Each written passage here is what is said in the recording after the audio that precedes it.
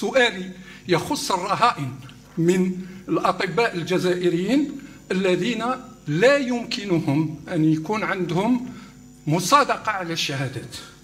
شهادات تعبوا عليها لأنه ناخذ خيرة الطلبة من ساز وطلع باه يدير ميدسين، يضرب 7 سنين هو يجبد، ومن بعد كي يكمل يجي قرار هكذا بين عشية وضحاها ما عندوش حق في المصادقة. ما يخص بعض التخصصات الدقيقة، فهنا نحن بصدد إعادة التفكير من أجل إعداد استراتيجية أخرى نظرا لاحتياجات المجتمع لهذه التخصصات، نظرا لبعض الظواهر التي نسجلها مباشرة